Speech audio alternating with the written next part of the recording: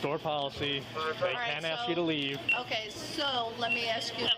Is it a law? What's the federal law that prevents me from wearing a face mask?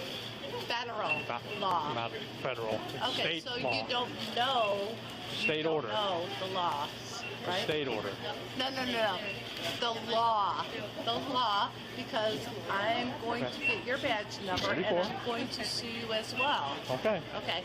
So what is the A federal business law can ask you to leave for any reason. that prevents me from wearing a face mask? They don't have to provide you service. Do they serve the public?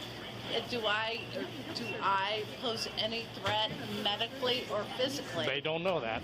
Okay, so you don't know that. So I am being A business escorted can out here refuse your service because why? for Because any reason when they it- want, following the Is state it a mandate. It's not. Miss, Mandate. do you have an idea? and Yes, it is a fact. mandate and a law, two different things. This is private property. It's No. Yes, Do it is. they serve the public? What do you need? Your ID? yes. Do you have your ID, No. please? I'm not giving you my ID. Okay, Because then you gotta come with us. Let's follow. No. Don't. Yes? Don't, We're going to touch you. We're going to touch you. Don't Miss? touch me. Hands behind your back. Put your hands No. behind your back. You are pulling away from us. Oh, That is no, I'm resisting. not. You are trying to get free. That is resisting. Oh, I can't wait to see your ass. Okay. I can't wait to see your ass. Oh, I can't wait to see your ass. You don't want to provide Oh, IDs. trust and believe, All you honey. gotta do is provide your ID. Oh, no. Because Okay, well, don't then. no, because I didn't commit any. It's not your store. It's their store. They can- They can but kick you out for hold any- on. Do they provide service That to the doesn't public? matter. Give me my cell phone. Miss, stop pulling away from us. No. Give me my cell phone. Pulling away from us is resisting. No. Give me my cell phone. Give me Everything's my being cell recorded. phone. No. Everything's being recorded. Give me my cell phone. Miss, everything's being recorded. Give me my cell Please phone. put your hands behind your back.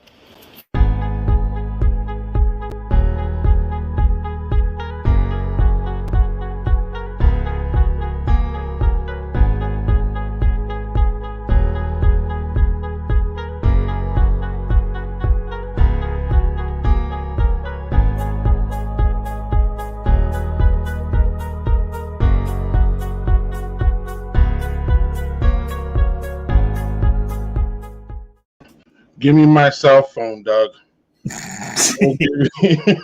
I will give you this Hopalicious. It's one everybody knows at this point from me. Because I'm a optimist with my Hopalicious. How are you doing today? I'm doing fabuloso. And the Optimist shirt is one of my favorites of yours. So I'm going to start. Sorry. I'm going to start with one that I'm a bit confused by because it is called Winter Landscape Lager, except it says Baltic Porter below it.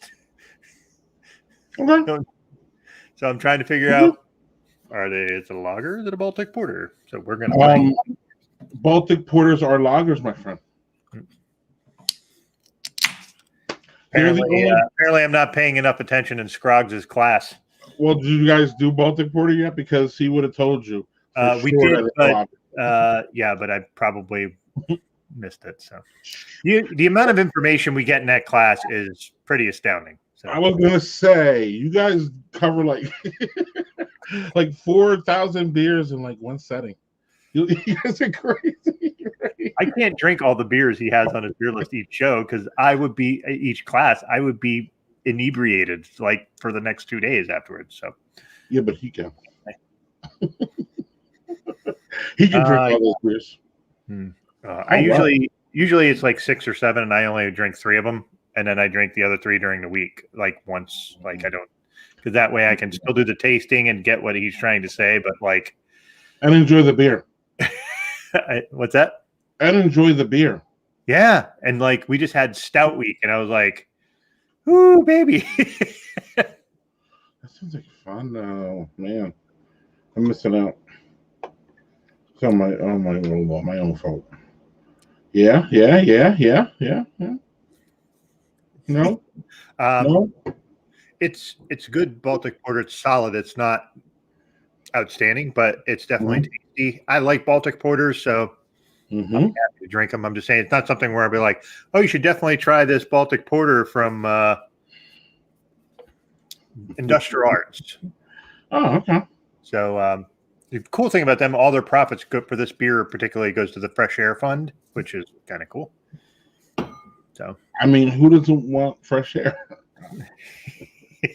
certain folks don't, I don't think. I Well, think we ousted some of them after this last election. Wow. I guess yeah. So what's going on, man? Are you excited for today's guest? I am very excited. I was actually rather surprised that they said yes. Not because they're too good for the show. I don't mean it that way. Like, I admire the hell out of this person, and they're a phenomenal writer. And she's must read. As soon as she releases something, it's something you have to just dig your teeth into. She's great at long form writing, which is kind of a lost art these days because everybody's attention span is about this friggin' big. But yeah. Okay. I'm just letting you set her up, and then we'll pull her on when you're ready. So what we asked for was, and I didn't ask her how to pronounce her last name, but I'm going to give it a go, and I'm probably going to be wrong. Anne Thériault is she's a feminist writer, and she lays shit out so amazingly when she talks about feminism and how it relates to historical figures, particularly, is really great. She has an adorable kid that is precocious as hell. If you are not following her on Twitter, you absolutely should. Fiction or nonfiction? It is historic. I would consider it it's history. It's not fiction. She writes about historical figures and how they were feminist, and like does it with some panache and humor that I couldn't hope to do. So, gotcha. Okay. Without further ado, yeah, bring her on. I have the controls here, guys. If you didn't know, so yeah. I have to let Greg do all that. Well, hello. Hi. I have to say sorry because the lighting is very bad. It's okay. We've dealt with different lighting and worse internet connection, so I think it's fine. So welcome. Very nice setup, and for having me. And I have a tiny glass of whiskey, so cheers. Excellent. Yeah. And I don't think Doug said in the presentation that you are Canadian, only from Canada, and we are a US based stream here. So that's another wonderful angle of this. Is that a Canadian whiskey, or is that something special, or is this something you threw in a glass? Oh no, it's Scotch. It's Bowmore, which is like my favorite Scotch. Good price point on that Scotch too. Yeah, I mean, I don't know a lot about Scotches, but I know what I like. I am a big fan of Scotch, so I was happy to see that one. So, like I said, I really, really, really, really dig your long form stuff. Again, I'm a pretty voracious reader, and I do write a bit. But how did you get to this point where you started writing these long form pieces about feminist people that we didn't really know were feminists because the history kind of slathered over it?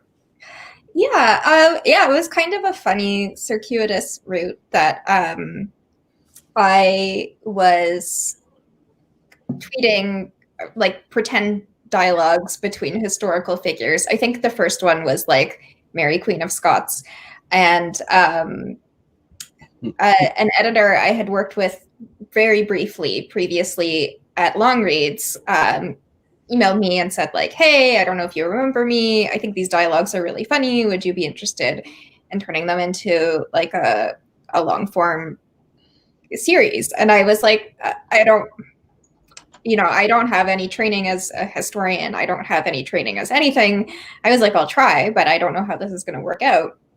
And he was just super great. And we both kind of developed this vision for this series. And, we didn't know if anyone was going to read it, but we thought it was just like a lot of in-jokes we were trading back and forth. And we just managed to grow it together. And it's been really fun to work on. And it's always interesting for me because often I'm learning stuff about history, and specifically the series is called Queens of Infamy, and we focus on different queens, and so like about these historical queens that I've never heard of, so it's also a learning curve for me.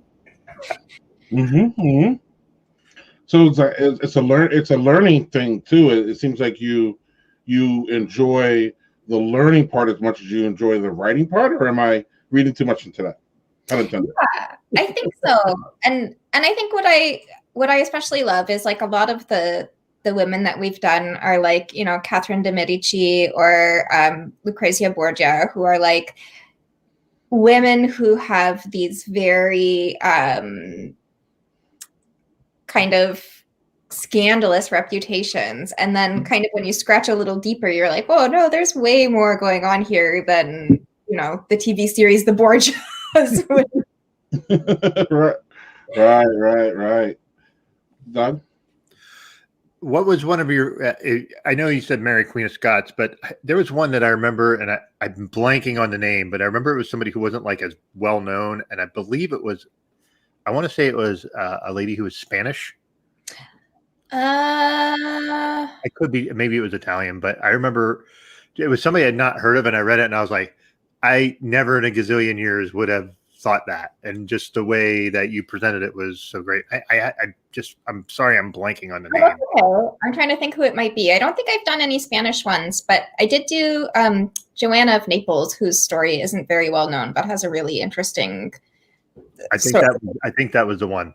Yeah, she was really fascinating, and like she was a medieval ruler who had 4 husbands, I think, by the time she was 35, was accused of murdering her first husband. That's the one. Was trying to hold on to her kingdom from the invading Hungarians, and in the middle of all this, the Black Plague came to Europe, and so that was kind of the backdrop of so many things in her life, was that she was, you know, Europe was also being destroyed around her by this horrible disease.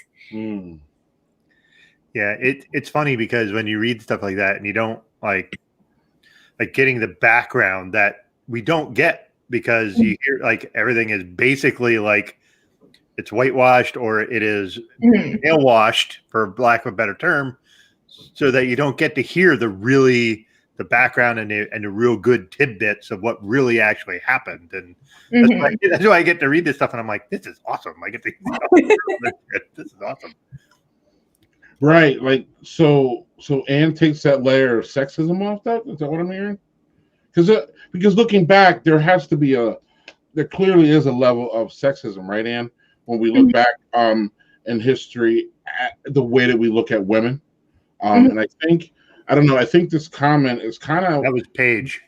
Kind of what I'm getting at, as far as when we look back and women are called scandalous, but ultimately, are you saying that, you know, scandalous is different than how we portray it? Meaning, like, you know, they were, you know, what I call badasses in today's society, like women who are pushing boundaries, not saying not just taking no, and doing their own thing. So, can you speak to any of that, as far as what you're seeing and how you saw it? I think it's a little bit of, for sure, a bit of that, you know, it's a lot of it is behavior that if it was like a king doing it, we would be like, wow, that's cool. Like he was really like kicking ass and taking names. But in a woman, it's more suspect behavior. And then for some of them, it's just, you know, stuff that has been made up over the years that's kind of salacious, like the story that Lucrezia Borgia was sleeping with her brother, which there is really no sorry, I have to move the flowers because my mom's cat is trying to eat them. There's no evidence. There were rumors at the time, but there's really no evidence, or even that she poisoned all her husbands, which again, there's nothing that shows that. But you know, these rumors take hold because they're interesting and salacious on their own. And I think they also, you know, in a time when it was thought that it was unnatural for women to have leadership capabilities, here comes the cat. That's okay. We're pet friendly here. Have we been cat bombs, dog? I don't know. I'm not sure. This might be a first. Anyway, go on, Ann. In a time when it was thought that it was unnatural for women to have leadership capabilities, that it's people kind of had to pin these other things on them, to show that they were sinful or unnatural in another way or whatever. I think what I'm really interested in is seeing how leaders specifically operate outside of the structure of kind of male white power, specifically, I guess, in European history, because that's what I know. But I'm just interested in how outsiders can wield power within that structure, because often they have to find these kind of circuitous routes to exercising power, and it's so fascinating to me the way they navigate a structure that is not built for them. Right. Wow. Okay. Like there was one queen that I did who Njinga of Angola, who was a queen in what is now present day Angola, who she was there when the Portuguese were kind of colonizing and the slave trade was really picking up. And one of the ways that she was able to establish her own independent kingdom was that she went to the Pope behind the Portuguese's back and she was like, listen, like, I'm going to convert to Catholicism and I'm going to establish a really Catholic kingdom in Europe. But you have to tell the Portuguese that they are going to stay the fuck out. And the Pope was like, great, yeah, sure. And so that's like, to me, that's such a fascinating way of navigating this power structure that was trying to keep her out and keep her down. It's very Game of Thrones kind of style shit there, like all that political stuff. That's and who said it? One of our famous black icons, the lady said, was it Chisholm? Shirley Chisholm, who said, "If you don't have a chair, bring one." And that's what it sounds like she did. She didn't have a chair, so she's like, "Look, we're gonna have a conversation here." Like, she made her own space, There's actually also a great story about her and a chair. So this was like her first time negotiating with the Portuguese governor of Luamba, and he had a nice kind of throne-like chair for himself to sit on, and he didn't offer her a seat because he was expecting her to, I guess, sit on the floor like a lesser person. And so she just pointed at one of her serving maids, and the maid got down on all fours and she sat on her like a chair. And she said, "I'm not negotiating with you unless we are both seated at like equals." And it was like, what a fucking power move. Yeah. Hey, you have a chair. I have a person as a chair. How about that? Now what? Right. Yeah. Right. Yes, Game of Thrones. Yeah, Charlie. Yeah, Anne made a point about or Anne said a couple times about how how do these rumors and how does this like complete non-fact things start? Well, in America these days, it's our life. Figuring out, I don't know, Anne, how close you follow American politics, but alternative facts and what do we call it here? Fake news, and it's just out of control. So it's really easy to see how today it spreads like nothing. I mean, there was no internet, but you could see how, or you looking back on history can see how fake news can spread in that way where there isn't no internet, because everybody blames the internet. It's like it's always the internet that's no, there were lies and BS going on long before that. And so you found this out, being a writer, and I don't know, I obviously there's a history buff here. A little bit, right? So how does history? I mean, is there any contrast for that? I mean, again, as far as like everybody blames the internet for our lies today, but there were lies being spread throughout history without the internet.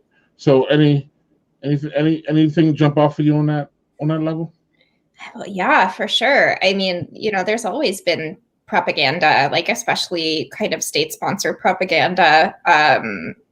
Like the Tudor dynasty, they were incredible propagandists. Like they wrote so much shit about their enemies and so much good stuff about themselves, and they would have these like historians that were very Tudor friendly. And one of the things that cracked me up that you've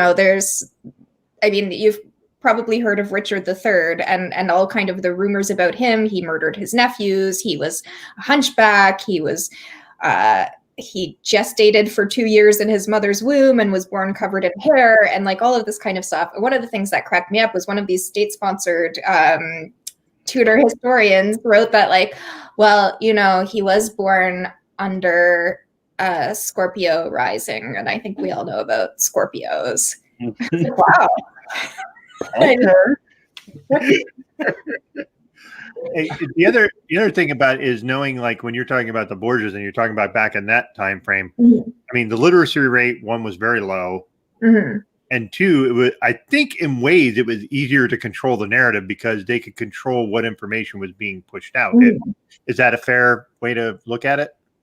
Yeah, for sure. And in any bad situation, you're looking for a scapegoat. And for a long time in Europe, it was very easy to be like, oh, Jewish people, like that, and that was like a real misinformation that often took hold during times of crisis.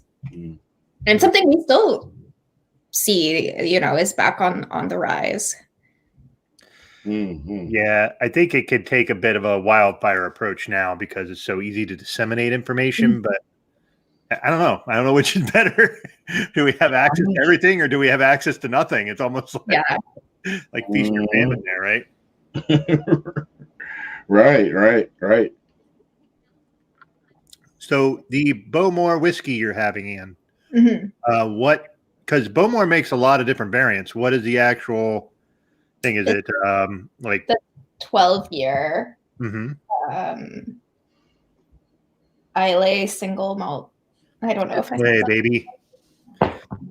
Yeah, that's I actually bought a bottle of Ardbeg recently, and it came with little mugs that are Islay mugs. So that was kind of spiffy. That was fancy. So how much so I'm a big history buff. So I love this angle. How much research do you do, or is it just natural? You just being a history buff, because these guys know, a lot of my friends know, people who are watching, Doug knows, I'm one of those, I'm a news person. Like there's nothing that happens during the day, news, that I don't know within like 2 minutes or something. I'm on Twitter. I'm just into it. So I automatically know what the hell is going on. So when the lady comes on and says, well, what did our president do today? I'll be like, oh, well, he signed 3 executive orders. He's now in Delaware. He took his first trip on Air Force One.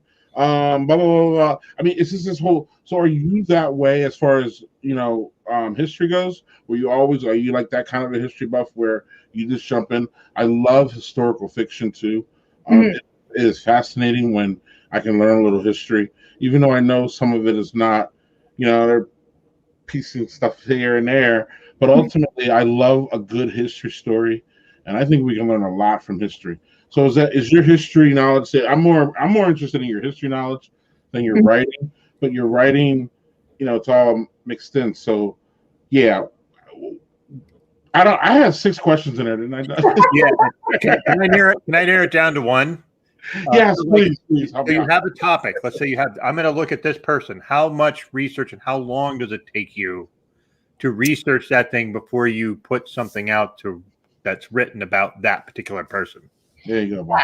I would say like about a month, and I read like 2 to 3 books or more, and look for if I can find any primary sources, that's great. I think of myself more as like a history translator than like a history writer. I'm not really saying anything new, but I'm hopefully saying it in an engaging way that makes people excited about history. Because I feel like so many people had a bad experience learning it in high school, and they think it's very dry, and it's all just like kind of dates and numbers. And to me, it's very living and exciting, and history is just full of people doing like really fucked up, weird shit. And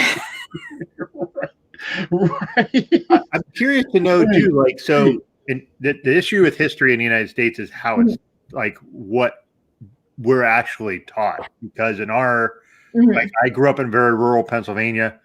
I know almost next to nothing about civil rights movement. Like, I'm not sure how the education system works in Canada versus the United States as far as getting actual history without any sort of guardrails on it.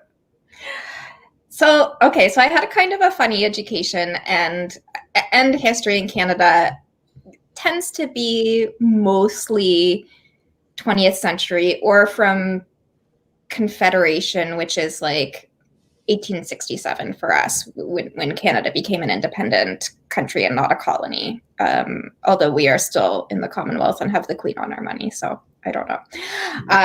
But I went to, so my family is French Canadian, and I went to a Francophone school, and the French Canadians have a very,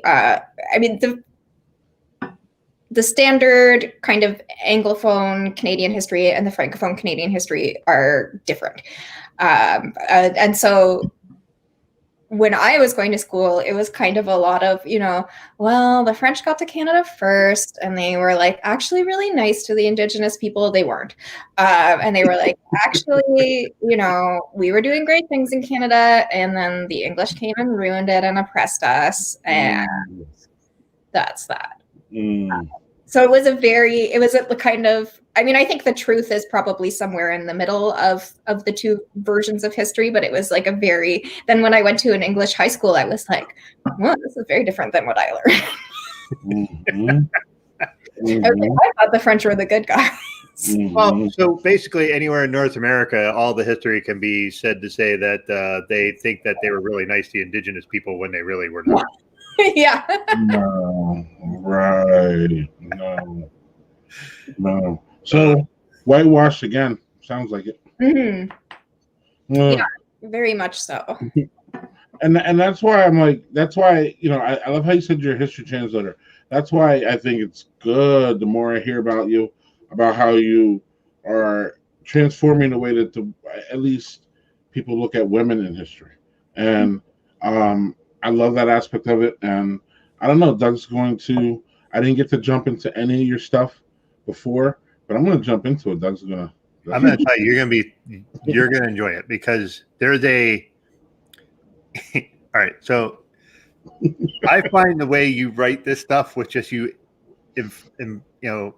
put a little bit of humor into it, and you do this kind of very almost tongue-in-cheek way of writing the humor to it, which I think lends it real personality and gives these figures that are just, oh, well, that person lived 600 years ago. Well, it gives them a little bit more body and presence, and it's why I was really intrigued to like, oh man, I'd really love to have Anne on the show. And then when you said yes, I was like, oh, okay, great, that's awesome. Like, I was totally not like prepared for you to just be like, absolutely, and I was like, okay, great. Now I'm actually gonna have to figure out how to do this.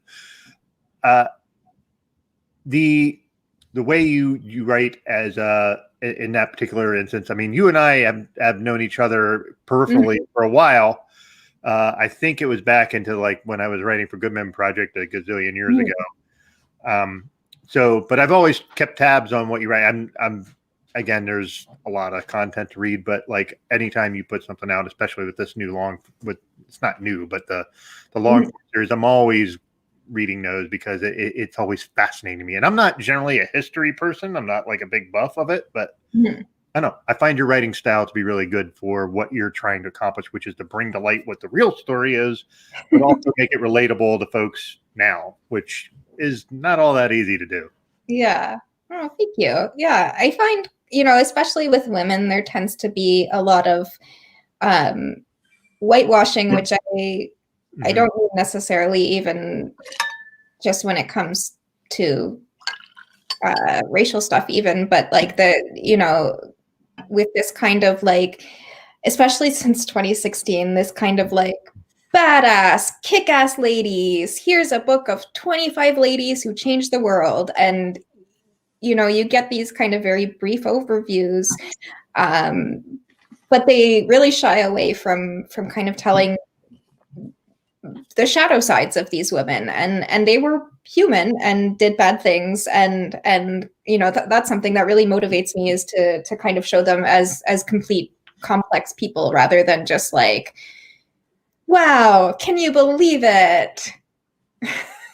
Yeah, and the fact of the matter is like, when you hear historical figures who are women, it's always just they're almost two-dimensional. Like, you don't get any real sense. Like, whereas you look at like a lot of the male leaders from back in the day, you get a really big sense of who they were and what they were doing, whereas you don't get that with women. And Yeah, we all know that's a misogynistic way that history works, but yeah.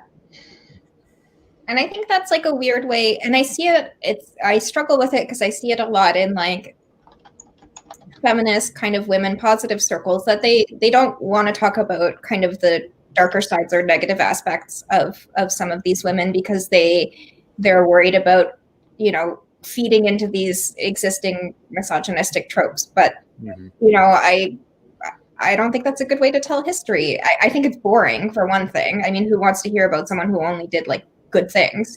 And I think it's, you know, like you said, it's another way of dehumanizing them in a different way. that's true. Man, Yeah. man. Like, I can't put it any better than that. So No, that's I'm like, I don't even know how to. Where do we go next? how about Greg? How about we do second beers if you're ready for second one, and then we'll. Sure. Yeah, I'm so ready. we're and we're also ready for our sponsor too, and then that's where Anne can tell us where we can find her, because we're very interested in that. Yeah, that's coming up. All right, so yes, sir, what's going on? Duclaw Pastryarchy Mexican Hot Chocolate Brown Ale. Jesus, yeah, Amazing. That is a lot to say. It's brown right. ale brewed with cane sugar, lactose, cocoa nibs, cinnamon, and cocoa powder. So, Let's see if that lives up. well, the Pastryarchy stuff is hit or miss for me. I mean, so we'll see. I almost grabbed a glass I already used, and I don't want to do that.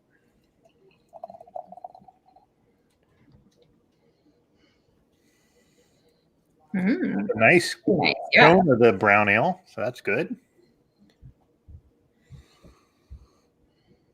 A little vanilla, a little cinnamon on the nose, not a lot. This is it's a brown ale. It's only 7%. So usually the Pastryarchy stuff is stouts, and they're freaking 12. So this is much less than what it normally is. We've been doing this a while together. I was about to ask you what the ABV was, so I'm like, really, man. Okay, so that is delicious. Okay. The cinnamon and the vanilla and the lactose. So it's almost like got that silky milk. Yeah, silky milky. Boy, Doug. There you go. Silky milky. But it's got that smooth texture to it. Like, for a brown ale, it's really weird because brown ale with lactose is not something I've had. I don't know about you, Greg. Yeah, it's not. Yeah. No, but that's really excellent. I really like that, man. All right, Doug. So then I got 10-year anniversary from Lazy Monk. Ooh. And then it didn't make it to next week when you're here. But so 10 years anniversary. It's a bourbon barrel, vanilla, and coconut. I think Ann saw my reaction. I don't know if he did. I did not. Very coconutty. So, Ann, do you jump into beers? I do. Yeah, I like beer. I'm not good with carbonated stuff, so I'm an extremely slow beer drinker. But I like dark beers. I like stouts and porters, and I like dark ales. Yeah, and you're in the Toronto area? Yes. So that's a fantastic area. We know from our co-host Casey, but that's a fantastic area for beer, small microbrews. We also know from Tiffany Martin too. She rants and raves about Toronto beer. So yeah, you're in a good place from what we know. This is very very coconutty with the vanilla accents, but it's not too sweet, though. Believe it or not, that could be too much. As far as I'm not getting too much of the bourbon. Maybe the bourbon is cutting through that, but this is an enjoyable one. And at 9%, I'm going to take it a little bit slower here. But so yeah, this is the time for our sponsor. I'm not sure. Is our sponsor know that it's time for our sponsor? Yeah, I think we explained that earlier. Was the idea that the sponsor is the guest, because we are so small that we do not have sponsors. So this is an opportunity for you to talk about whatever you'd like to promote whatever you'd like to. If you want to go that route, if you have a platform you want to talk about. You've mentioned Long Reads is where you can find my stuff. The Queens of Infamy, at least. There's also, I've written a few pieces for, and I'm working on a few others for a Canadian publication called The Walrus, who do really fantastic stuff that I love, and I'm really excited to be working with them. And I think you mentioned in our chat about Belgium, and that was the piece I wrote about traveling there was for an outlet called Broadview, who are also fantastic. They're linked with the United Church of Canada, which is a church, but they're very they're very secular, open-minded, loving church, and it's been wonderful to write for them. And they've given me the chance to. They let me write a really interesting piece, kind of debunking myths about Mary Magdalene, and they also let me write about my favorite saint and sent me to Belgium to research her. So Broadview magazine, if they're pretty great. So can you send me these links so we can get them out? Yes. Via Doug and I will. I'll post some of mine. Yeah. We need to. So we didn't do wonderful pre-production work. I should have asked. Yeah. But we're excellent at that. You do have a Patreon. I don't know if you want. I have that pulled up. I was able to pull that up. Sure. Yeah, I do. I have a Patreon. I haven't updated it since I think like 2014. So the text on it is about me having bed bugs, which I did in 2014, but I don't anymore. Just to be clear. Also, different hairstyle at that point. I was right? gonna say the different hair too. I don't recognize that lady. It's still the top knot. But yes, anybody who wants to. Oh wait, yeah. In the picture, I had blonde hair. I forgot about that.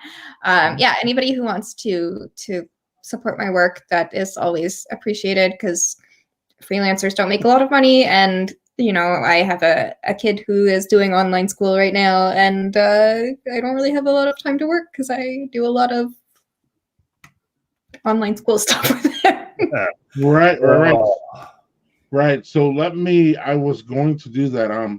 Unless you have anything else that you had to you like to talk to. But please, we're going to bug you in our side chat there for your links so we can put them out on our social media. Because normally we like to profile that. As a thank you for coming on and making our show way better than Doug and I just sitting around talking about beer. So that leads me to, how has the pandemic has affected everyone's life on the planet, and mostly adverse ways. We've seen a lot of people turn it into positive. So I don't even want to really spin a negative. Obviously, it is what it is. But how has that affected you? You talked about it a little bit. How's that affected you as a writer? Has it affected literally the pieces that you write, on top of the distractions with your son and your husband and your son being around all the time? And I feel that. Everybody, so how has that affected you personally?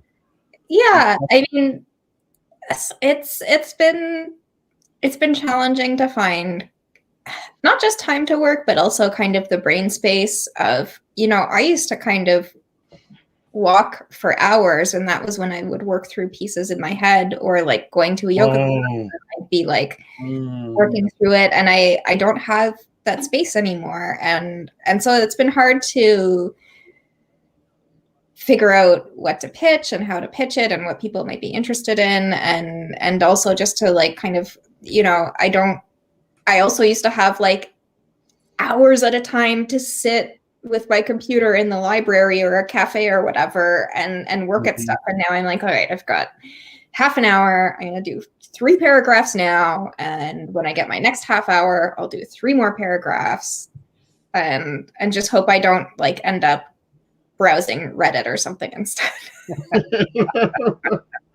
So is Reddit your big time waster? No, Twitter is actually. Me too. Me too.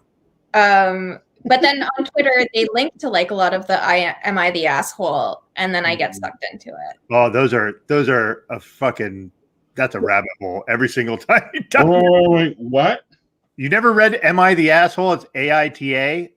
I'm telling you, you will. Yeah. On Reddit? Like, I think a conservative 90% of them are fake. I think it's like, someone on Twitter said this, which I agree, that it's like the best microfiction you will find online in like 2020, 2021. Because the people who are good at it really know how to calibrate a story so that it's a little bit sympathetic, but engaging, but like it just like pushes all the right buttons. I don't know.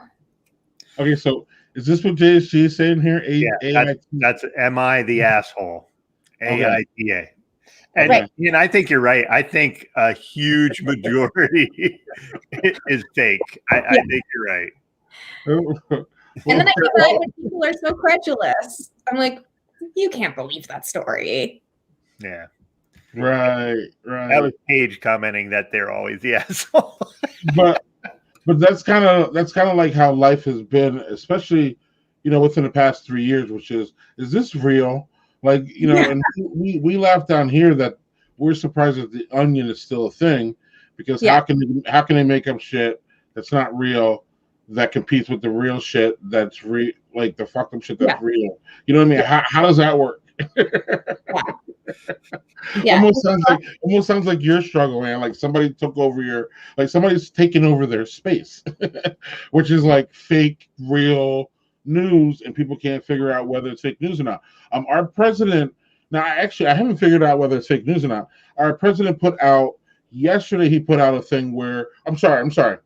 Our ex-president, thank you, put out something that he's not in the Screen Guilders thing anymore because they were going to expel him. So before they expelled him, he quit. So then today there was a press release. I don't know if you saw this, Doug, or there was a release supposedly from the ex-president where he quit Costco. So now, and it came up in all his lighting and all that. So I haven't figured out or confirmed whether it's true or not. But we're in this area where like we don't know what's real and what's not. Like sometimes, like literally, and I don't have time to go and find out where he's posting and look at whether he actually posted or not. You know, so sometimes you just have to let it go. And I think that's what you guys are saying about Reddit. Like you're reading for the value, and then you're like, I can't even tell if this is real or not. But it was funny as hell, so I'm gonna move on. Yeah. You know what I mean? That's almost how I feel about the ex-president at this point. Like people are like, is it real or not? I don't care. It was funny. So next, I don't have time. Like any. I read a really funny. I mean, I've read many funny stories about him, but I read a really interesting thing recently about him being in Home Alone 2 that was like, you know, I guess it's like pretty standard if you ask somebody to film on their property, that they will be like, hey, I want a cameo part in your movie. And you agree to that if you're like a filmmaker, and then you just cut it because it's done. Like, why does this person need a cameo? And so this thing I was reading was like, they could have totally cut the Donald Trump scenes from Home Alone 2, and they just chose not to. And it's a mystery.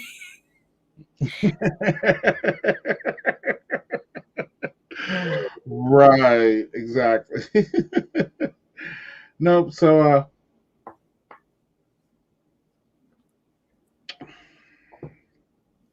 oh, I love the. I'm not. Are you a coconut person? I'm okay with it. I know people tend to either love it or hate it. Oh yeah, it's a polarizing. It's a Yeah. polarizing one. Doug, are you a coconut person? What person? I'm sorry. Coconut. I used to be allergic to coconut when I was younger, and somehow I managed to grow out of that. I don't mind the flavor of coconut. I do not like the texture of coconut. Yeah. Mm. There's something about it. It's just like wood shavings. That's the only way I can explain it. Yeah, but you're cool with coconut in a beer, right? Yeah, I'm okay with the flavor as long as it's not just overpowering the shit out of every bit of it. So, What if it's steady though? What if it's not assertive, but but it's there. I'm okay with that. Yeah, I'm okay with it in certain foods and like as long as it's a flavoring. I don't want it. And, well, specifically like raw coconut is just no thanks. I feel like this Wow. is a very Canadian perspective because we don't get a lot of coconut up here unless, it's kind of very intentionally included in a recipe. But like it always makes me think of sunscreen, the flavor and smell of it. And then I'm like, I have like nostalgic, like Mhm. being at the like public pool in the summer, the smell of concrete and chlorine. Concrete and coconut. Okay then. Oh, that's nice. Okay, so let's pull this up real quick and we can talk about this. So what are you guys seeing? Okay, so this is you want to explain this here? Yeah, so this is Queens of Infamy, and we have a really amazing illustrator, Louise Pomeroy, who for every thing we put out, she does a different illustration. And so you can see some of the queens we've done here, which is like kind of clockwise from top left. There's Lucrezia, Mariamne, who was a queen of ancient Judea. There's two of Josephine Bonaparte there. There's Njinga. Going down, there is Zenobia, Catherine de' Medici, Joanna of Naples, Anne Boleyn, Eleanor of Aquitaine, and that's it. So when I click these, this goes to your story. It goes to the links to them. Yeah. Okay. Yeah. And everything is so I can read them all for free. Yes. Yeah. Yeah. And then can I download them to my Kindle, or do I have to read them online, or how does that work? I'm not sure. Okay. That's cool. That's okay. Also, I didn't realize you wrote one on Anne Boleyn. That's Boleyn. I'm mispronouncing that. Boleyn. Yeah. Boleyn. Close. I mean, right. Sometimes she would sign her name with like a picture of a bull, like Boleyn. Mm. Oh no, I need to read that one. But that was like on her family crest. Yeah. Those. Yeah. So the ones I read, again, I missed the Anne Boleyn one, so I'm a little mad at myself for missing that one. So when you went to Belgium, and we shift gears a bit here, mm-hmm. You mentioned that sometimes with beverages you have some issues with carbonation. I know that some Belgians like creeks and things like that, or that could be carbonated, and some of them are not, depending. Like, what was your experience with beer there? Because beer is very different in Belgium than it is here. I loved it. It was very strong. I mean, I was only there for a few days, and I was sort of randomly ordering off menus whose language I didn't really understand. But there was one that I really liked that was very high alcohol content. I can't remember off the top of my head, but it was like above 10%. I want to say like 15%. It was nuts.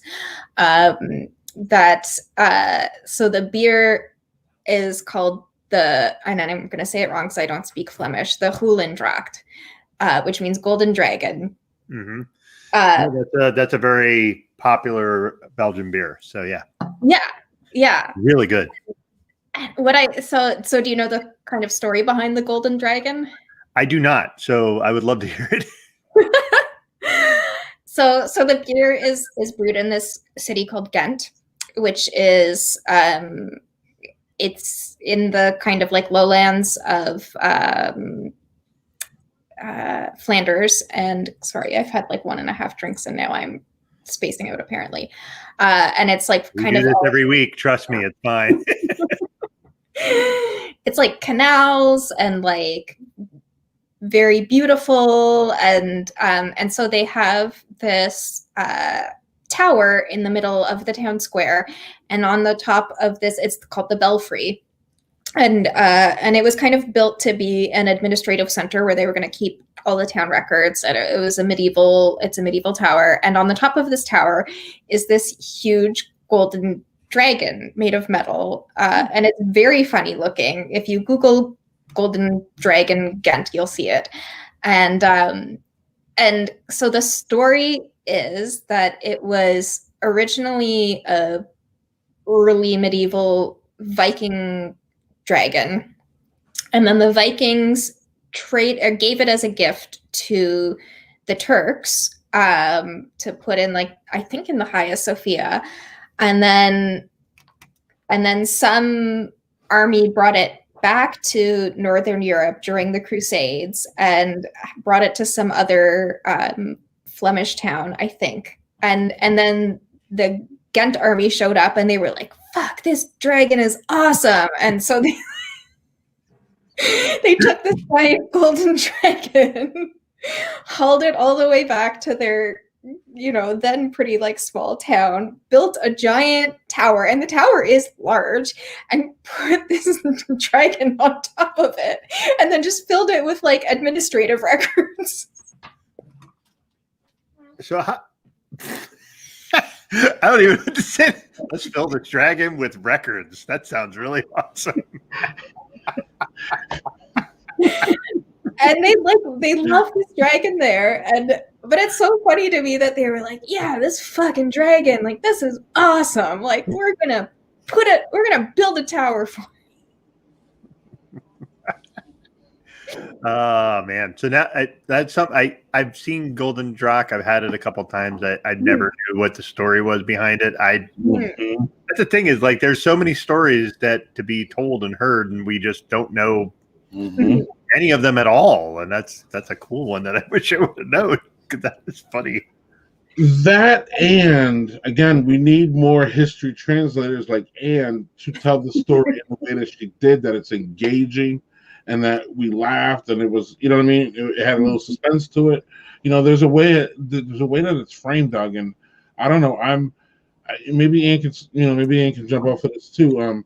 When you like something, it doesn't matter, or it kind of doesn't matter if the presentation is drab. So I always liked history. So even when it was like just given to me in such a boring manner, I grabbed onto it. I'm not like everybody. You get this when people are like, math geeks. They're like, oh, give me all the math. And I'm like, you're going to kind of have to like jump through a hoop or something here for me to get this, because I just can't get it. But if it's just like straight history, boring, right out of the book, monotone history, I would grab onto that, and I like that. But that's because I like history. You know what I'm saying? Yeah. So I think that's that's I don't know where the hell I was going with this comment. but it was on the context of you telling the story in a way that's engaging to people, and that's what I like about what I know about you, especially the history part, because we need more history. Damn it. What's up, Doug? I have a question for Anne. Is if you had a place to go to explore the history of, where would that be? That you haven't been to already. I feel like literally anywhere. I've been kind of across Canada laterally, and we did a road trip in the United States, like kind of went to the Southwest and then through the South and then up this Eastern seaboard. But I haven't really been, and I've been to like Paris and Flanders, but you know, anywhere. I love traveling. I find it so exciting. I even kind of, you know, I find traveling scary, and I kind of like that it's scary, that it's not like, you know, it's not this safe thing that like, yeah. Yes. Yeah, Totally. Greg's a big road trip guy. Totally. Like he likes getting in the car and just going. Totally. I like going to places and being like, all right, we have no plans today. Let's get in the car and maybe we're gonna get to this place and we're gonna try to get there, and wherever the hell we want to stop on the way. Like I like that kind of traveling, if that makes sense. Totally. I'm more like, I enjoy that, but I'm also a real planner where I'm like, I want to see this and this and this. And, but if we have adventures along the way, you know, so be it. But it was neat going through parts of America that I'd never been to. Because we went, when I was a kid, I mean, I grew up mostly in Ontario and parts of Quebec, and it's very close. Canadian cities are all very close to the border. And we used to go camping a lot in Pennsylvania and New York State and parts of New England. Yeah, we used to go. The Allegheny National Forest was a big one for us, and Beautiful. In New York State, it was Letchworth State Park and Watkins Glen were our two campgrounds. That's about an hour. That's about an hour from where I live. Oh, really? Yeah. It's my wife actually grew up like maybe 20 minutes from Watkins Glen. So yeah. Oh, that's so funny. And they have the big car race there. Yeah, that's the Watkins Glen Speedway. And my mom always thought, and I think she's right about this, that American state parks have better facilities than Canadian provincial parks. That I love Canadian provincial parks, and I've been to a lot of them, but because of I can't remember the name of the program, but during the Depression, when the government was hiring a lot of out of work men to kind of build all of these like stone staircases and like kind of facility places in these state parks, they have really great facilities compared to here, where like you know, Algonquin is the big provincial park in Ontario, and you know, it's kind of like it's like, well, take a tent and good luck. Like there's no bathrooms, there's no nothing. So they don't even have like an outhouse. Wow, right. Wow. So, right. So there's definitely living in America is so complicated, Anne.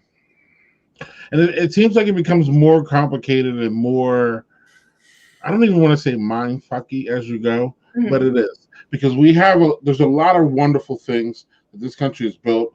There's a lot of wonderful things that we've done. There's a lot of wonderful things. And then on the other side, there's this. So as far as keeping it at state parks and national parks, I think Anne has a very good point. Our systems are really, really generally good.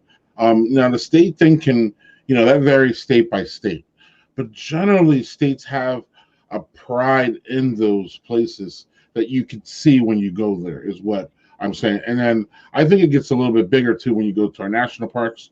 Generally speaking, our former president wasn't a fan, but our presidents before that were, and they did what they could to build that up. To build up our national park. So our national park, I cannot wait. I'm with you, Ann. I cannot wait to get back to all of them. I'm pretty much hiding until another six months. Hey man, I've hid for a year and a half, so another 6 months ain't gonna do me any worse. I'll be good. But state parks are going to be one of those things, Ann, that especially I'm going to get to, and we enjoy down here. Especially in Wisconsin. And the camping that they have integrated in all of the state parks it just blew me away here in Wisconsin. We really do a good job. So I agree with you. We're good at that. Yeah. Canadians can be really smug about, but I think we also love to define ourselves as like not American, and you should. That's your identity, though. No, that's your identity. You guys need to have your own identity. Not even, please roll. You don't want to be the Ned Flanders of neighbors for the United States. Right. And it's funny, Anne said that Canadians can be a little smug, and I, with all due respect, don't know any smug Canadians. So maybe I need more exposure. But all of the people, I literally mean all, are nice, friendly, outgoing. I'm like, can we just bring you guys down here and shove a whole bunch of Americans up there? Can I ask a question to that end for Anne? Yeah. French Canadians. Versus I'm gonna say other Canadians. I don't mean it in a shitty way. I mean, like, I don't know how to describe people that are not French Canadian, just Canadians, I guess. There seems to be a real, like, maybe it's I'm looking at it wrong because I'm American and I don't know how it works, but I feel like French Canadians have a real kind of pride in just being kind of stubbornly French Canadian. Yeah, I mean, so it's a weird thing. So first of all, French Canadians are a bunch of diverse groups. There's the Quebecois, who are kind of the loudest and the biggest and take up the most airspace, and I love them. I love Quebec. I was born in Montreal. I love it. My family is Acadian, which is like East Coast Canadian. So they're so Acadians are where Cajuns come from. So Acadians were the first French settlers in North America, and they kind of really carved out their own identity and were not interested in sectarian politics. But when the English won at the Plains of Abraham, which is like a whole big thing in Canada, and they really wanted all of this land that the Acadians on, which was like in present-day Nova Scotia. So they kicked them out of Canada in a really, they put them on boats, and most of them died, and they sent them to English colonies. Some of them escaped on their own and went to Louisiana, which was still a French territory, which is where you get the Cajuns from. And the Cajuns all, ended up in kind of the swampier, weirder areas because they were kind of these like weird refugees coming from East Coast Canada. And also it was a community that had been really isolated for a long time. So they dressed like they were 100 years in the past. They spoke a very weird dialect of French. So they kind of showed up in Louisiana and they were like, hey, can we live here? And the like fancy French people in New Orleans were like, yeah, I guess, but like you can like live in the swamps. Sure, take the shittiest land we have and just have some swamps. So that's but there's also Franco-Ontarians, which I live in Ontario. There's Franco-Manitobans. There's various communities across Canada. I mean, what kind of unites us is our language and also a history of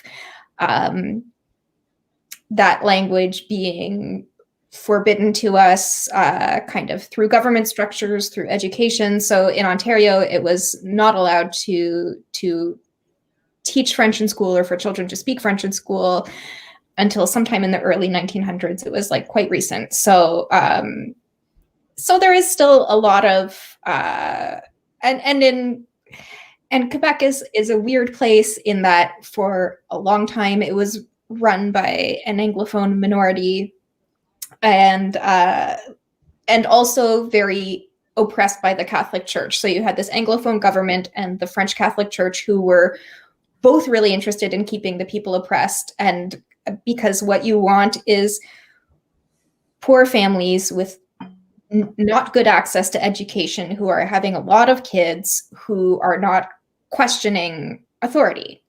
So it was kind of in both of these power structures' interests to keep the people down. So it's complicated. Yeah. Yeah. But I mean, but also French people in Canada are also white colonizers. So like it's, we were for a long time oppressed by the white English government, but also we're also oppressors. So it's like we're not doing great. Yeah, it's never a straight line, is it? Yeah. So man, I'm gonna pull up here. We got your. Oh yeah, that's Broadview. Yeah, I don't know if you want to talk about this a little bit. Yeah, so that's the United Church.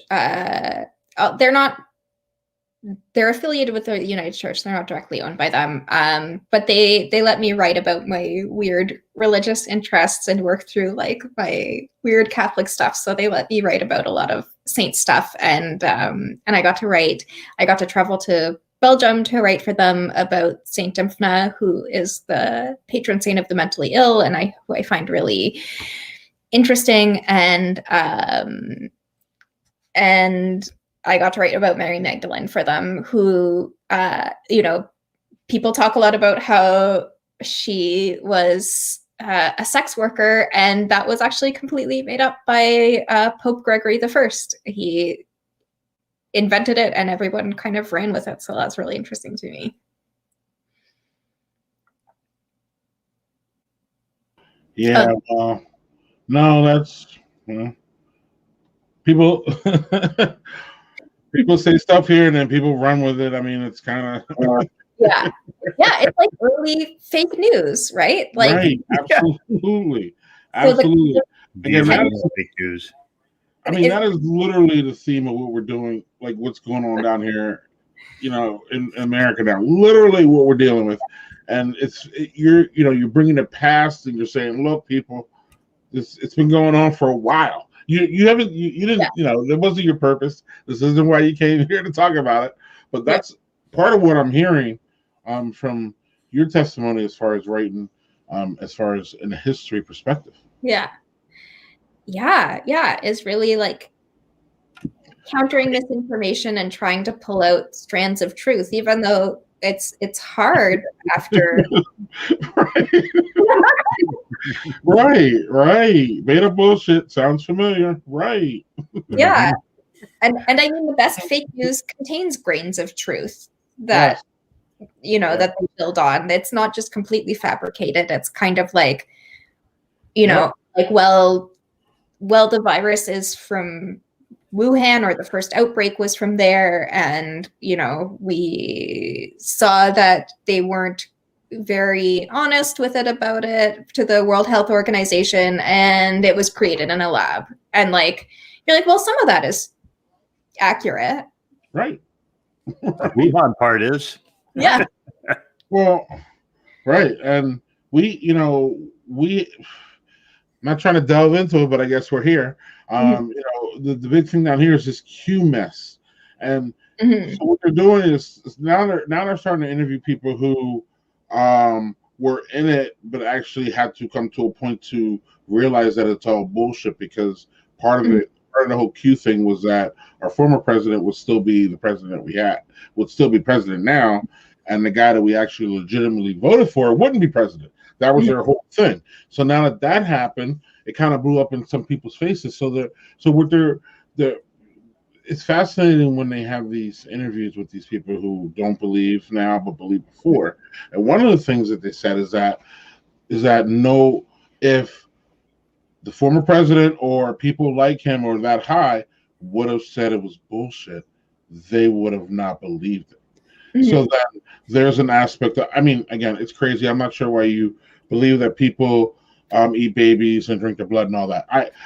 I'm not here to justify that. But the fact that they said that, the fact that a number of these people say, well, if he would have said it wasn't true, then that would have squashed it. It's almost that level of that you see how fragile the truth is. And some people in in a historical way, if they weren't spewing bullshit, how history would appear to us. And we wouldn't have to have Anne go back and say, look, no. Some of these women were heinous people, yeah. Some of these were badasses and you guys don't know it. And that's, and this is why I'm telling her story, or this is why I'm telling his, normally you don't have to go back and tell his story because his story is usually buffed up by testosterone and lies and all that other kind of shit. So normally you have to go back and tell a person of color, right? A person of color story or a female story, because those are the stories that get whitewashed and distorted, generally speaking, in our history. So, I don't think there's a question there, but it's just more about how, or I think you jumped off from my comment when I said how I believe fragile the truth is. Like the truth isn't fragile, but the fact when it starts to spread and people want to believe it or not, that's the fragility of it, I think. And I forget what I was going to say to that. Yeah. Fragility of, maybe I can spark it, fragility of the truth. And, again, looking back on the truth, if somebody would have said, hey, no, this is bullshit, it would have changed, different people's perspectives. But I mean, also, is that even true? Or are they just kind of looking for something to cling on to now that they're like, well, if X had happened, I would have done Y, but it didn't happen. So, but I mean, also it's especially, I mean, I think in any country, but a country like America where, there is a history of government conspiracies that I feel like it, if someone in the 60s had randomly been like, hey, the government's experimenting on people with LSD, I'm sure lots of people would have been like, and then that turned out to be true. So sometimes I can assume it can be hard to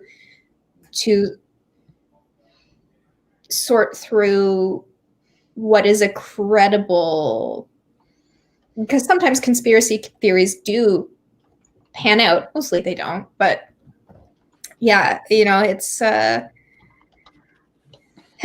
hard, and people aren't good at even people I politically agree with on Twitter or Facebook, I find often aren't good at looking for sources for things. They'll share something because it agrees with what they believe in, and then I'm like, what's your source for this? YouTube. Yeah.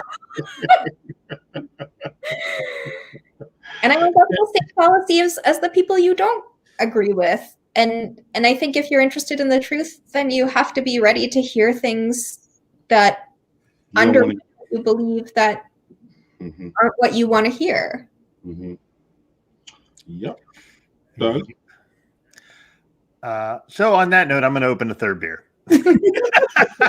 Because conspiracy theory stuff there's a million directions we can go with all that stuff. And so I'm going to go that route. I need another beer. I mean, speaking of the CIA and weird stuff, they were running a brainwashing experiment in Montreal for a long time on psychiatric patients, so that if these patients were ever like, hey, some really fucked up stuff happened to me at the psych hospital, people would be like, yeah, but that's because you're crazy. And it took years and years to come out that it was actually, they were trying to figure out how to brainwash someone because they thought the Soviets could brainwash people, and the CIA was involved, even though we're not in America. Right. And they can put it in your country and it feels like, oh, well, we weren't there. We're not there. Yeah. There's a lot of fucked up shit that, yeah. Yeah. And the people running these kinds of human experiments, they do genuinely always think they're on the side of good, right? Yeah, they think they're doing the good part for the good of, usually it's the good of nationalism or the good of, forgive me, religion, but and sometimes it's just not.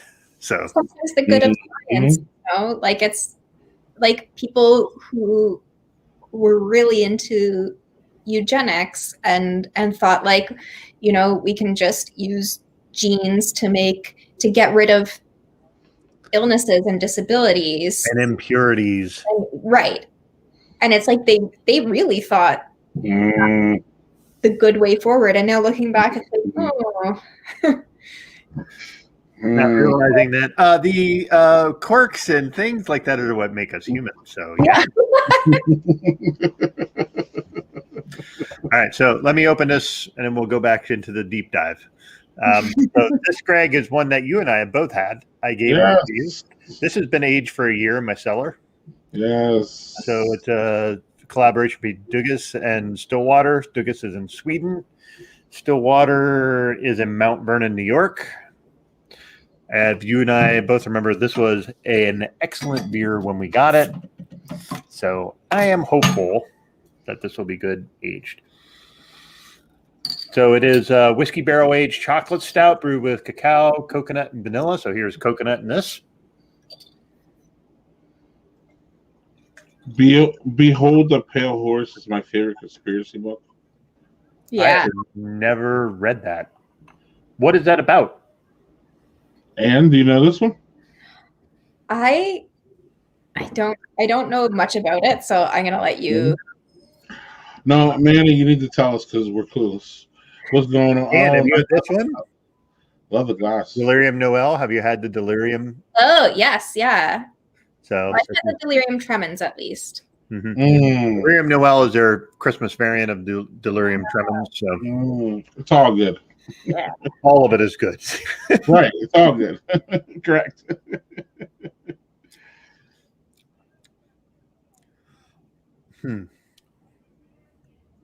It's really, really chocolatey. All the whiskey flavor that was in it when we had it first time is basically gone. A little bit of coconut flavor. So it's basically the vanilla and the chocolate that are at play here.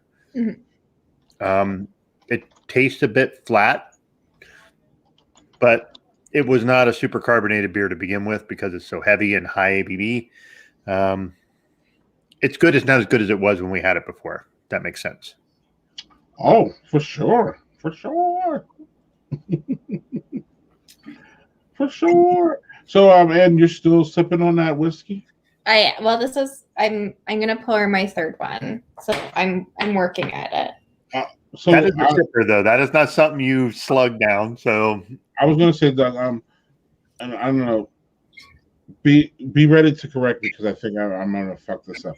But, so you're drinking it neat, right? Yeah.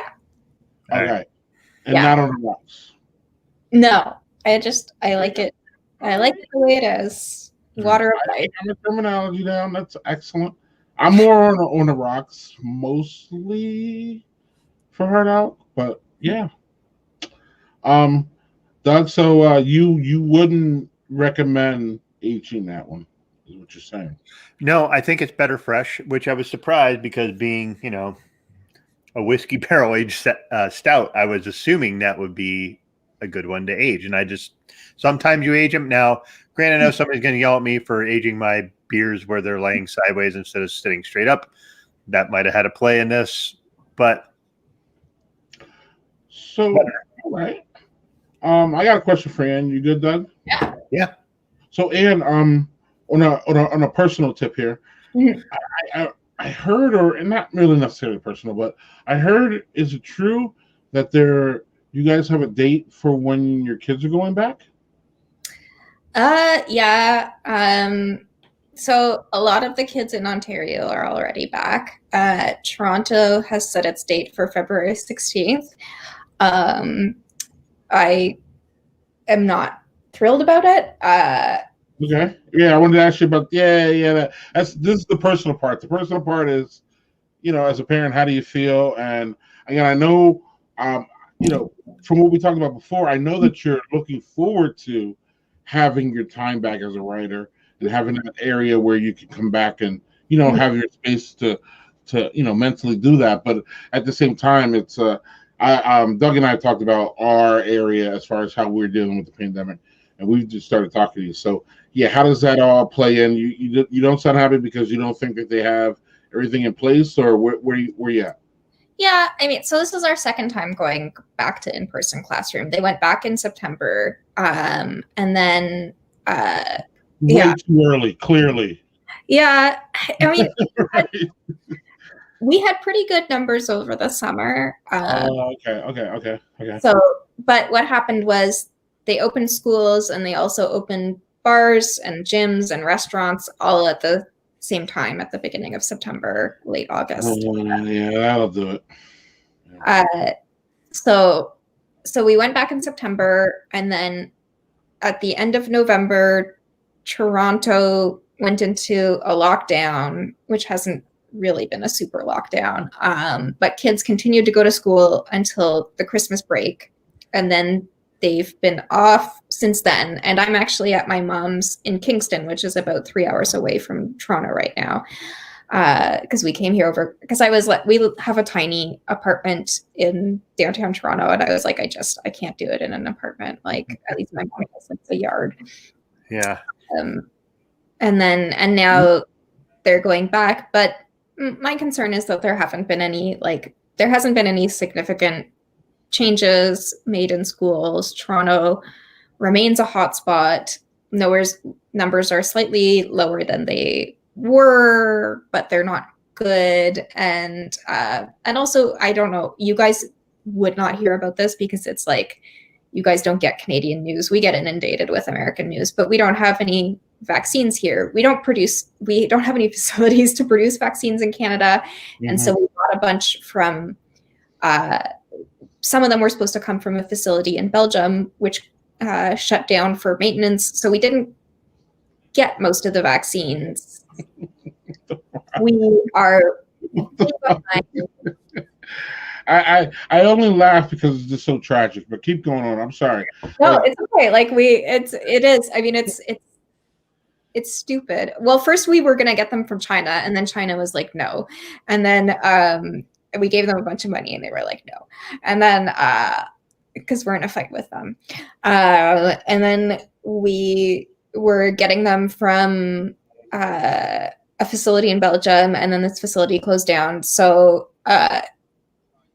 about a week and a half ago, we were 20th when it comes to people vaccinated per 100 people in the country. And the US is actually doing quite well. For reference, they're about, I think, 5th or 6th. They're pretty high up the list. And then this week we've done so badly that we've completely fallen off the list. There are supply issues and there are also distribution issues that so they were told, I think with the Pfizer vaccine, they were told that once you get it to a place, it shouldn't be moved. So they put it all in like kind of downtown hospitals in big cities. And then they were like, we're going to vaccinate all these elderly people in long-term care homes. But then they were like, oh, wait, it turns out we can't get them. Yeah, like it's just been a nightmare. And Ontario has we have a conservative government right now, and they have really been kind of prioritizing reopening business rather than like making schools safe or kids or, like. Is Toronto where the Ford guy is? Yes. Yeah. That's why. Yeah. Well, I only hear Canadian news when you guys are screaming about Trudeau. It's really the only time. And you guys were screaming about Trudeau this week about the vaccines. Mm-hmm. He has been taking heat about it. I don't know whether it's his fault or not, but your rollout is not going well for him. I can see that. And again, I don't know how much fault he has. And we've come from, and the reason I say that is because we've just changed presidents, and the reason, in my opinion, the reason that we're doing so well in vaccines is because we have a new president, not the former one. The former one completely botched it to a level that it's just really, really horrible. Mm-hmm. But I think that the new guy we'll see in a couple months because it'll all be laid out. Like I tell my boys, like, people can lie on this so much, and the truth is going to come out. So if our new president is doing well, it'll be shown, and I think it's already being shown. And I think it's already being shown about how bad he was. But Canadian politics for me it's something I'm really interested in. It's just hard for me to, when ours is such a shit show, it's hard for me to even get over there. But I did see this week that Mr. Trudeau is taking some heat. So hopefully you guys get it together. It's tough, and I don't know, Doug. I don't know if you know. I was reading about the EU and the vaccines, and that's even more of a cluster than what we're The going problem is through. the EU is like everybody wants to fight over who gets it, and it's Who not gets it, and yeah. it's just a mess, man. And then you have these countries who are like, Iran's like, well, we're not doing any vaccines from America, and Israel's like, we're not doing any vaccine. So now we have these people who are denying vaccines because of where the vaccine comes from. So I don't know, man. I just saw an article that said that worldwide travel will not be regular until 2024. And that's because of the chaos of the vaccines everywhere. Because it's not just about, it's not just about where Ann lives, and it's not just about where you live, Doug. It's about where you trying to travel, where are you trying to go, where's Ann trying to travel to? Where do you have to stop through? Where do you have to stop, right? Are the people, vaccinated there? Are they? I mean, it's just crazy. I'm actually positive about how America looks. I think eventually we're going to get our shit together. But this is why I hated the ex-president's idea about how like it was just America first, because it can't just be America first. Because Americans like to travel. That's one of the things we like to do. We like to go. We like to leave here and go to South Africa and Egypt and all these places. How are we going to do that when Egypt is not fully vaccinated? How are we doing that when you know what I mean? Like, so we have to help these people. I'm sorry, I'm on a rant, but we stopped Ebola. Obama stopped Ebola where it was, and that's because we had a worldwide system of where we cared about other people. Ebola would have infected us as bad as COVID did if we would have had stupid ass asshole that we just got rid of. Like, because he was just so worried about America, he didn't have this idea like we're a community. And I don't know, man. I would. It's like it's disparaging though, like that Canada's just like left out in the world, like you guys just left out there. Oh, you guys don't have any vaccines, and you're not really that rich of a nation, so fuck you. I mean, to be fair, we should have been manufacturing our own vaccines. It's kind of but even still though, you're Canada, you're nice. You don't I'm a little body. People should be willing to help you. I'm a little surprised. I'm a little surprised that you guys don't have facilities up there to do that. I would think. But I think Jonas Salk, who invented the polio vaccine and sold the patent for like what, $1 because he thought it was so important to just have this out there and not make money off of it. And I think it was like within just like a small number of weeks that they had New York City entirely vaccinated because they ran this huge public vaccination campaign. It's like, why the fuck can they do that in the 50s? And it's like, fuck 2021. And we don't have the infrastructure to do that. Well, right. Cheers. And then, with all due respect, this is where Trudeau probably has some liability. Like, what's up, bro? And if okay, so say you don't have it now, so you guys need to start working on this for the future. Don't act like this is the last pandemic. Don't act like this is the last time you're going to need to, get the systems going. Wow, crazy. Yeah, he's a weird figure because he's quite centrist. I mean, so we had a conservative government for like over 10 years before him because we don't have term limits in Canada. You can just have as many elections as you want and just keep being prime minister as long as people keep electing you. So we had the same guy for a really long time. And then we got Trudeau in and everyone was like, great, he's going to be way better than Harper. But he's not as leftist as people want him to be, but he's also like he pisses off the right wing. So it's kind of like he's the Canadian Obama. Yeah. Obama was a centrist. He was not a super liberal guy. Sorry, he just was not. He was a great president. I have issues with certain things that he did, but like. How many? I feel like Trudeau's in that mold. How many? You argue with Obama on 3 things. Who cares? Like people. No, Doug. And I'm not just saying you. People say that. People are like, well, there's a couple of things. I say it too. There's a couple of things I didn't like about Obama. But like, if you look at it compared to the last one we just got rid of, you didn't have any disagreements with Obama. Well, the guy before him was such a piece of shit that he was a war criminal, and we went from a war criminal to a centrist Democrat. That's a goddamn huge leap of awesomeness. Right. So like, because everybody always says it though, like, and one of the things that we all say down here is like, yeah, we had a couple issues with Obama, and then I'm like, yeah, we did, but we had 6,000 with this with the last one, literally 6,000. Like it just never ended. So like, it's almost it's not even to say it's not even fair to compare is even an understatement. Like it's like we didn't have any problems with Obama. Just stop. Like I understand we had differences, but they weren't. You know what I mean? And they didn't come to the point to where you're like, you know, And you know, it wasn't life or death. It wasn't like, you know what I mean? Like, yeah. I feel like to be the leader of a major international player like the United States, that like it is to be the president of the United States is to be on some level a war criminal, because you inherit kind of all of these things. Like, you know, it's, I feel like that is something Obama knew about the job, and it was the thing he accepted, that it was the trade-off, that he was like, I'm going to do a lot of good things and I'm going to have to inherit some really shitty things that I just stop right away or ever.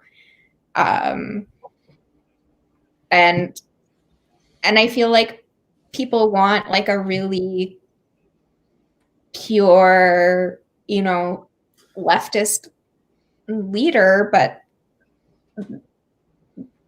that's not necessarily that's a process, I think, right? Yeah. It's like Biden probably the most progressive president we've had so far. Mm-hmm. Yes. But absolutely. But he's not a super leftist either. Like, but that shows you how our politics works here. Well, hold on, Doug. I don't know. Maybe you'll just hear. He didn't run as a leftist. He is governing as one now. Mm-hmm. But he didn't run as one now. But I think he's been pushed to that because right. The left and I don't know. Again, politics in Canada is different than politics in America because of how their system works, how they get elected, and like all that shit. But it's really super freaking interesting to see like I see Biden pushing for stuff like a $15 minimum wage. Yes. Like that is a super progressive policy. That's, by the way, is wildly popular with people in America. He seems really smart he allows his ideas to be changed, and he knows kind of who to surround himself with, which I think is a really important quality in a leader. But in Canada, we like Kamala Harris because she went to high school here. She went to high school in Montreal. Her mom was a professor at, I don't know if it was McGill or Concordia. Anyway, that's like, it's funny because the Canadian news has been so inundated with like Kamala Harris, graduate of Westmount High School in Montreal. It's like our new claim to fame. Well, that's a good one. That's not a bad one. Kamala Harris is fucking awesome. So. She's awesome. Absolutely. We love her for sure. So yeah, Doug, is that time, isn't it? Man, it's like an hour and a half in. Mm-hmm. I could talk history shit with Anne for fucking hours. And that's the thing is like when you have a guest where you can just be like, let's just go off and it works. You don't even like history like me. No, I don't. That's the thing. It's like, that's why like you have to read her stuff because it's so engaging and so engrossing that you want to learn more. You sold me. So I'm not going to let Anne. Well, I could, but I'm gonna let you answer, Doug. So when I go to longreads.com and Queen of Infamy, we saw all those long form those. So when I click on one, how long is it gonna take me to get through one of those stories? No, Anne. Doug. Sorry. Doug? How long is it gonna take you to get to the story? No, get through the story. Like how long are Anne's stories? It depends on how you read because I'm a very fast reader. For me, it's 10 minutes. Oh, okay. So they're short as far as like I can finish a bunch in a day. You can finish a bunch in a day. I'm just saying I'm an extraordinarily fast reader. I will say that straight up front. So like for someone who's a slow reader, I'm a slow reader. Yeah. Well, so slow reader might be 20 minutes. Oh, okay. But I'm going to tell you, What fucking story? worth your while. You'll walk out of that being like, that was great. I didn't know any of that shit. Why didn't I know any of that shit? And you'll be kind of a little mad at your education. So, I love that. Okay, cool. I'm sorry, I didn't mean to muzzle you. I'll let you speak about. No, but I wanted to hear Doug's point of view because, I trust is So, how long are your? How do you describe it? I would say about 20 minutes to read. They're between 5,000 to 8,000 words, most of them. Mm-hmm. I can write more rather than less, and I like annoy my editors because I'm like, I know you asked for less than 5,000 words. Here's 12,000 words. I do that with fiction pieces all the time. So yeah, I totally get that. But yeah, most of them are 5,000 to 8,000 words. So I would say a conservative 20 minutes is probably about how long it would take me. Okay, so that I'm gonna let Doug do the formal ending, but I got 2 questions here on the out. Okay. So to find out the latest on what you write, I'm gonna go to long reads here on the bottom here, and then I'm gonna go to the other link that you gave me, right? Or where do I find the latest from Anne? Twitter. I'm pretty active on Twitter, but I'm also like, I would say deep stupid on Twitter. So like, I don't advise people to follow me because it's like smart tweets interspersed with. No, that's the thing is like on Twitter where you do you'll have these things where it's like, I'm following this and this is really funny and silly. And then you'll have this stuff where it's like, all right, this part is really sticking with me and I'm not sure how to get through it. There's nothing wrong with that. And I am insanely jealous that you are Twitter friends with Amanda Dybert because goddamn, I love her fucking Twitter feed. Holy shit. She's great. Yeah. I was in this like really great women's writing group a few years ago where I met her and I met Mara Wilson and from Matilda and like a whole bunch of like incredible women. And I was really fortunate to be introduced to all these cool ladies. Yeah. Jealous still. So there. Yeah. Doug's gonna writer geek here. Yeah. All right, Anne. So Doug, Anne, do you want to talk about what you're having tonight? Yeah, tell us a little bit about the Bowmore. Oh yeah, it's very. I mean, I don't know a lot about scotches. It's smoky and peaty, and it's very smooth. It goes down very easily, and I like it a lot. But I mean, I feel like those are all like Scotch buzzwords where they're like, yeah, it's smoky. Well, as a Scotch person, and I am, smoky and peaty is hallmarks of Islay. So that is really Bowmore. I think is more smoky than it is peaty. There's a difference. If you look something like Cow Ela, that is very more peaty, and like Ardbeg, which I have the cup from, that is definitely peaty. But if you like smoky stuff and like having that sort of just texture to it, yeah, Bowmore is a good one. And the price point you can't beat. It's a really good price point for Scotch. So, but listen, Anne, thank you so much for bringing on here. I'm really thrilled you were here. I'd love to be able to have you on again, and it would be so much fun. Thank you. It was great this was super fun. Like a really bright light in an otherwise bleak month. Hey, it's COVID time, so everything's a little bit weirdly dark. But again, thank you for bringing your perspective, bringing the history, bringing all the fun. Thank you. Thank you. Thanks, Anne. We'd love to have you back post-pandemic, and then we can talk to you about what things are, you know what I mean? Getting back to normal and then I'll have some good Toronto beers to. Yes. Yeah. And we have to. We'll bring Casey in for it too. Yeah, he's just Torontoan. Yeah, because somebody needs to send help. His 5-year-old. Because his damn 5-year-old won't go to bed. Right. I'm bored. Well, you're supposed to be asleep. Oh, right. So remember So those. we'll have to have you back, and we'll have that Canadian vibe going. So thanks, Anne, again. Thanks, Anne. Thank you. Doug, another great guest. Yeah. And that's Again, I cannot suggest her long form shit. It is superb. I can't suggest it enough. Charlie loves it. Mhm. Casey loves it. I'm gonna follow in anyway.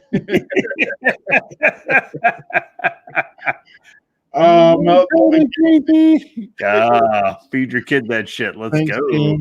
Did we Doug? We didn't show Anne's Twitter here. Let me see if I can pull it up. Yeah, I think I want to say it's Anne_Therault. I could be completely wrong. I never did ask her if I pronounced that correctly, so that was awesome.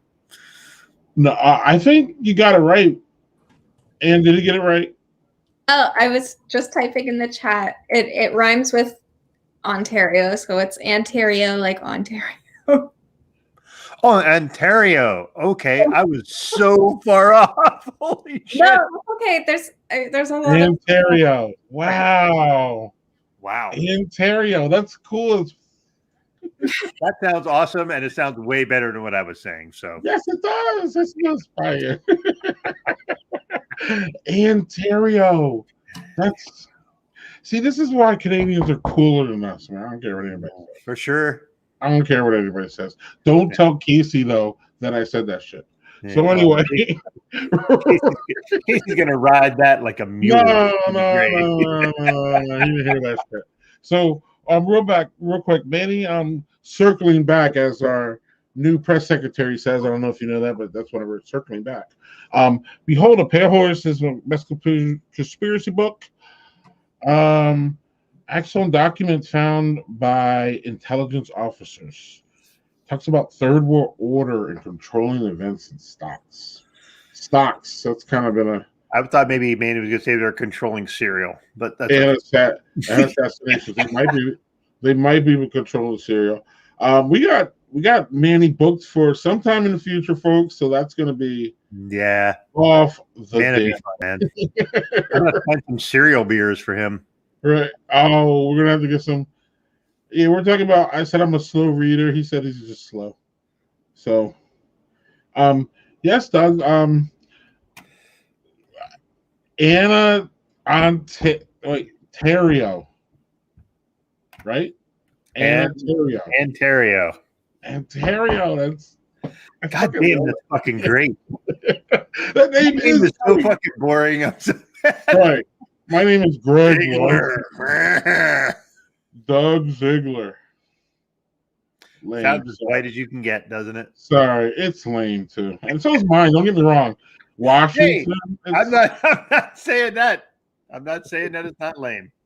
No, neither. Hey, listen. Let's get your reviews of what you had, dude. Oh, I only had 2 beers tonight. I feel like I had 12. I don't know what's going on. And you're still pouring, so great. Hopalicious. I had 2 of those before the show started, so I kind of started it. And then my last one was Landon Cherney, co-host of the Badger Beer Hours, our next week's guest, and he sent me this.